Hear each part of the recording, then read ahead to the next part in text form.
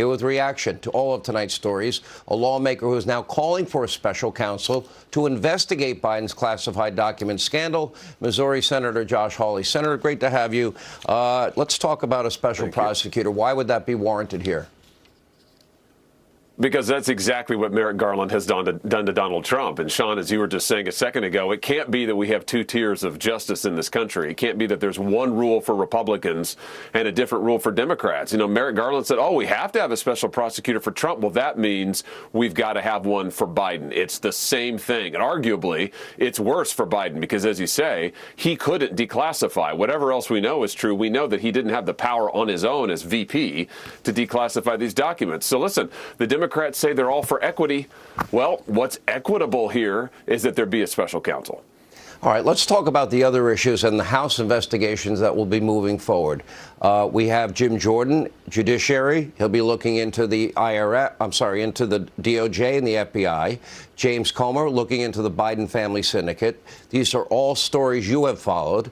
Anthony Fauci, the origins of COVID, the botched withdrawal out of Afghanistan. How important are these investigations? Because the media mob, Democrats, they want to dismiss them before they ever get started. Yeah, they're hugely significant because real oversight is what this administration hasn't gotten. It's what Congress has not done. And certainly the Democrats in the Senate aren't going to lift a finger to do anything. So we've got to get the truth, Sean. This administration has lied to the American people about Afghanistan. They have lied about the IRS. They've lied now about Joe Biden and the classified documents. They've lied about what's going on at the border. They've lied, they've lied, they've lied. And it's time to get the truth and to give it to the American people. The people deserve the truth. They deserve to know what's actually happening in their government, not these constant lies, which is what this administration lives by. Senator, let me ask you what happened over Christmas. I couldn't believe my eyes. Here was an opportunity for Senate Republicans to pass a continuing resolution, but yet they were hell-bent to go forward with an omnibus bill that had a lot of reckless spending by all accounts.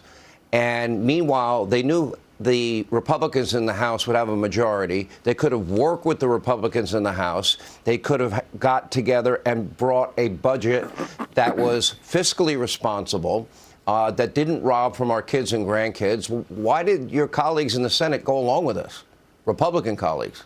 That's exactly what the Senate should have done, Sean. You're absolutely right. That's why I voted against that huge budget bill. It made no sense to me at the time, and it still doesn't. The voters just gave us a Republican House. Why in the world would we not allow the House to start doing their work and negotiate with Joe Biden and actually get some budget priorities that reflect the common sense of the American people? But, you know, Senate Republicans and, of course, Senate Democrats didn't want to do that. It was a capitulation. It was a surrender. And I was totally against it at the time. And I can just tell you now, as we come back into session, we have got to get some guts and hold these people accountable. No more surrenders, no more capitulations. It's time to get tough with the Biden administration. Yeah, I totally agree. By the way, now you have a fellow Missouri senator that shows great promise, and Eric Schmidt. I think he's going to do a good job. Your thoughts? Me too. Oh, absolutely. I can't wait to work with him. He's going to be tremendous, and we've got a lot of work to do. There's a lot of accountability to be had, Sean, and there's a lot of fighting we need to do for the people of Missouri and the American people. All right, Josh Hawley, thank you as always. We appreciate it.